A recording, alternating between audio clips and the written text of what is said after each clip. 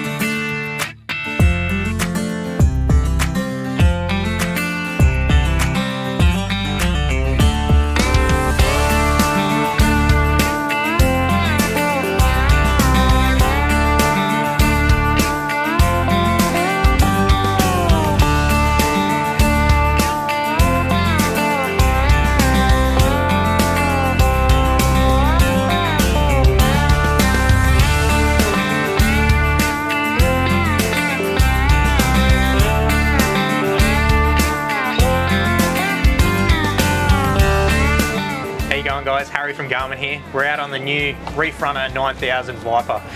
We've just done a quick run out offshore and this thing is an absolute weapon. We're a light ship and this thing held up incredibly well. And for a light ship at that, normally when you got a light ship and a big boat, you seem to get a bit of air across the face of a transducer, but we had 28 knots, no worries at all, and this thing held bottom incredibly well between the CM599 and the PS70. As most of these boats go, they've got the fruit. From the roof all the way to the transducer setup. We've got the Phantom radar set with the MSC10 as well on the roof, as well as all the way to the bottom we got the PS70 and, as I mentioned, the CM599 3 kilowatt low high, and all the electronics just set this boat to a totally new standard. So the Empire bus digital switching in this Reefrunner is set up very specific to what this boat's going to do. So we've got our 953 GPS map, which is basically our master of switching units. So from here, this one is our hardwired screen. So as soon as you get on, you turn the house power on, this screen will light up with all your switching. From here, we can turn on each individual screen. So if we wanted to save power overnight and we wanted to turn specific screens and electronics off, we can all do that from here instead of having it on one big network. Each screen has control of the digital switching as well. And not only can we do that, we can also, from our rear station, we don't have to go all the way to the switches up the front. We've got access to our switching at the rear. So we've got a full independent data bar, which has got all of our most used switches on it, which has got all of our lighting, our salt water, bait tank pump, fresh water. So we're gonna have a shower. We don't have to go up the front to turn any of that on, as well as the Yamaha rear station. All of this boat runs the brand new Yamaha 350 4 strokes.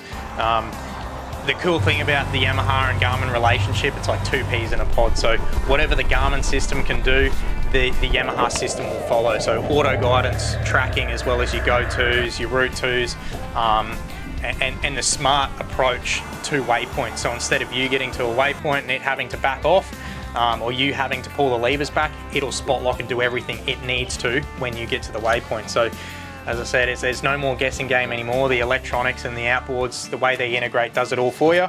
And the cool part about this boat is it's rear station. So not only when we're fishing at the back of the boat, we've got complete control of all of our electronics, we've also got a Yamaha joystick control back here. So we can fish point, stay point, drift point, anything you need to do in the relation of slow speeds, you've got full access to with this rear station.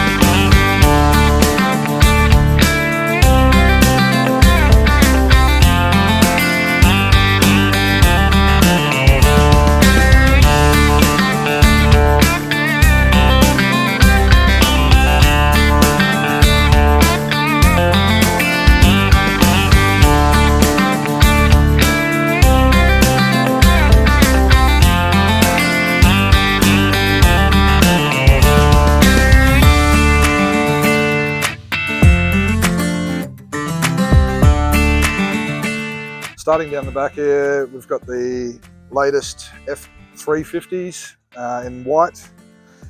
We have all our battery switching in this back port corner.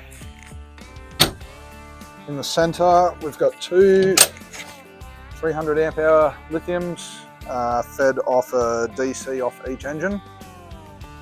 Both our start batteries are in the outer quarters of the rear here. We've got live bait tank in the back as standard bait board. Fuel filters are down in the rear hatch in this starboard corner. The rear deck, much like all the other models, we have 4 reel ports, one in each corner. We've got saltwater deck wash down here, we've got freshwater deck wash up the front. On this one we have opted for hot water shower, which is out on the rear deck with a pull-out hose. You can stand out on the rear deck there and have a nice...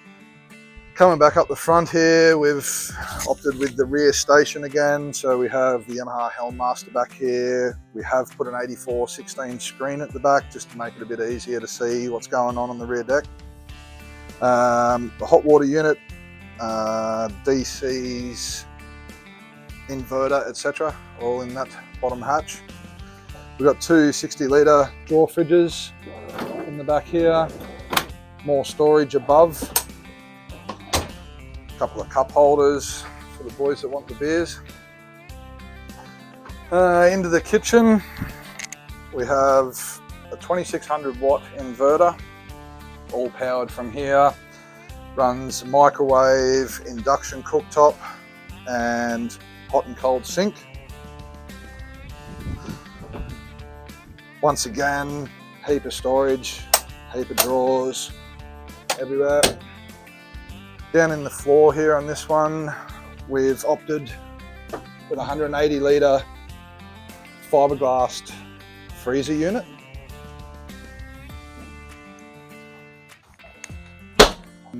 The relaxing gear through the boat, so this one has the Nautilus seat.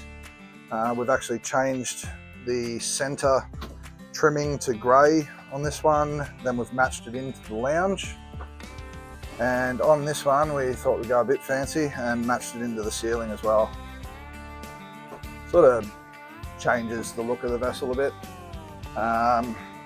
We're running all the relaxing lighting, roof hatches, front hatch is in the front of this one. We've got the BLAE suspension under the helm seat. We do have our freezer condenser underneath the helm seat there. Everything else has been covered pretty well on the dash, and down in the front on this one we have opted for the toilet.